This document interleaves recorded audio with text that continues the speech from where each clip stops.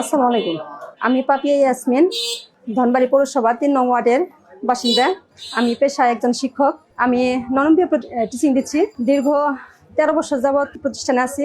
আমার এলাকার ধনবাড়ি মধুপুরে যতগুলো ননম্বিয়া প্রতিষ্ঠান আছে, বিগত ৫ সরকারের আমলে সেই প্রতিষ্ঠানগুলো এমপিভুক্ত হয়নি। অথচ আমি যে এলাকায় টিচার হিসেবে আছি, ওই এলাকায় ৪টি প্রতিষ্ঠানের ভিতরে ২টি প্রতিষ্ঠানে স্বপন ফকির সাহেব এমপিভুক্ত করে দিয়েছেন।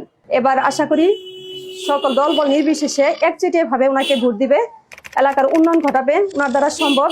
এটা আমরা সকলেই বুঝতে পারছি। এলাকার ভিতরে সবারই একই কথা, এবার স্বপন ফকির ভাইকে সবাই উঠাবে, সবাই ভোট দিবে স্বতঃস্ফূর্তভাবে। কোনো আওয়ামী লীগ নাই এবার, তারপরে অন্য কোনো দল নেই, সবার মুখে একই কথা, স্বপন ভাই জিন্দাবাদ। স্বপন ভাইকে সবাই ভোট দিবে, আমিও ভোট দিব যদি সুযোগ হয়। আমার ডিউটি না পড়ে তাহলে আমি অবশ্যই তাকে ভোট দিব, তাকে জয়যুক্ত করব।